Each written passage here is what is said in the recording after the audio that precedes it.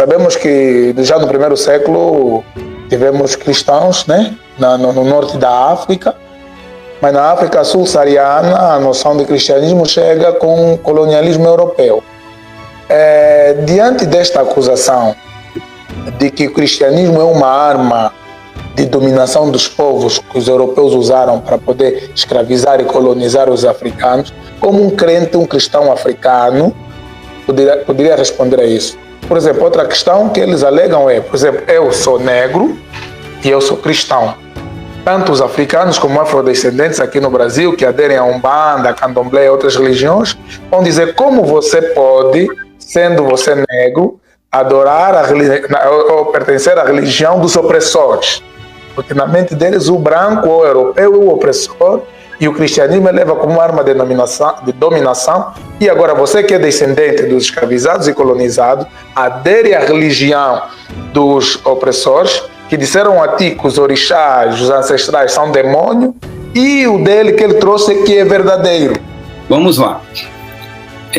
Primeiro, eu nunca vi ninguém em nenhum terreiro de Umbanda ou Candomblé no Brasil rejeitar pessoas por serem brancas.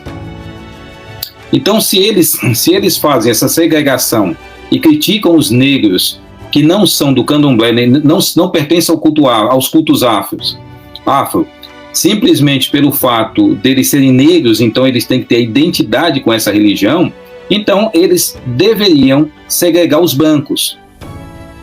Tá certo? Então começa daí. Então essa segregação que eles falam é só narrativa. Porque de fato, outra coisa, qual é a religião mais, vamos usar a palavra religião, né, mais negra do Brasil? Não é o Candomblé, não é a Umbanda, não é Quimbanda, nada disso. A religião mais negra do Brasil é a Igreja Evangélica, é a religião cristã evangélica. É a que tem a maior quantidade de negros no Brasil. Tá certo? Então não existe. Esse é um ponto. Ah, mas como é que você é negro e está na religião do opressor? Então, não deveriam aceitar o opressor quando vem para a religião deles. Isso é uma narrativa furada. Né? Agora, vamos lá. O cristianismo foi usado como forma de domínio. Eu não duvido disso. A grande questão é, o problema foi do cristianismo ou do mau uso dele? Eu vou te dar um exemplo recente na nossa história, na história já moderna, né? Ou, vamos usar moderna, história moderna. Há cerca de 80 anos, mais ou menos, nós estávamos envolvidos aí numa Segunda Grande Guerra Mundial. Ok? Essa Segunda Grande Guerra Mundial começou a acabar quando o início do fim dela foi quando os americanos jogaram bomba em Hiroshima e Nagasaki, bomba atômica. Então, como é que nós conseguimos essa tecnologia de domínio do átomo a ponto de fabricarmos uma bomba e destruir duas cidades quase por completo? Ora, graças à ciência.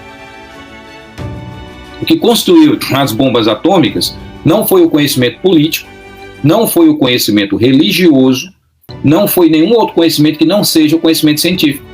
Tá, então por que usaram a ciência para fazer armas de destruição em massa? Então a ciência não presta? Ninguém fala isso. Qual é o poderio hoje que ameaça o mundo? Não é o poderio religioso, não é o poderio político. O poderio que ameaça o mundo é o poderio político envolvido com a tecnologia científica. Pela primeira vez, depois do período da década de 40, nós, seres humanos, temos condição de destruir o planeta por completo, graças à ciência. Não é graças à religião. Então, se nós formos olhar essa crítica de uma forma mais alinhada ou mais dura, nós vamos ter que dizer o seguinte: então a ciência também não presta. Por que você não deve usar nada da ciência nem da tecnologia? Porque a ciência e a tecnologia foram usados para destruir pessoas. Como é que o Hitler ia conseguir fazer usar gás venenoso se não houvesse conhecimento científico para o desenvolvimento dessas armas. Então, da mesma forma, meu irmão, é quando a gente fala da África, os ingleses, os espanhóis, os franceses, não importa quem dominou. Eles fizeram mau uso da religião. Fizeram mau uso, porque no Novo Testamento nós não temos a ideia no Novo Testamento de que o cristianismo deve ser usado para vencer o outro ou para escravizar o outro. Pelo contrário. Mas o cristianismo, nos textos do Novo Testamento, nenhum fala contra a escravidão. Espera aí. Escravidão era o tipo de economia da época. A economia da época era escravagista. A escravidão, necessariamente, não era negra. A escravidão negra é a escravidão recente que a gente conhece, né? O escravo é o slave, em inglês, vem de eslavo. Esses escravos eram brancos. O Platão, o grande filósofo Platão, foi escravo. Foi vendido numa feira, numa ilha da Grécia. Então, assim, a escravidão sempre foi, desde a antiguidade, uma forma de economia. Agora, nós vamos dizer o quê? Que o cristianismo propõe escravidão? Não. A carta de Paulo a Filemon e outras cartas, quando Paulo diz que o Senhor deve tratar um escravo como irmão, porque vocês dois, tanto o Senhor como o servo, como o escravo, têm um só Senhor do céu. E vocês são irmãos. Ele está implodindo a escravidão, ele está destruindo essa divisão de ter um como dono do outro, de um ser objeto do outro. Está implodindo. O cristianismo fez isso. Tá certo? Então, mas usaram o cristianismo de forma errada. Uma pessoa pode usar uma faca para cortar uma carne e fazer um churrasco, e pode usar uma faca para matar outra pessoa. A culpa é de quem? É da faca? Então é isso que nós temos que entender.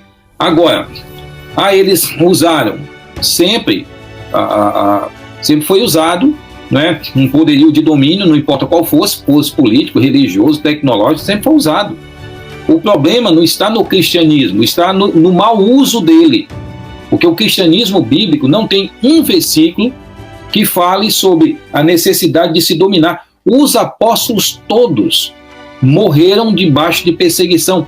Fora Judas, que se suicidou, e João, que morreu de morte natural, todos os outros 10 foram mortos, assassinados.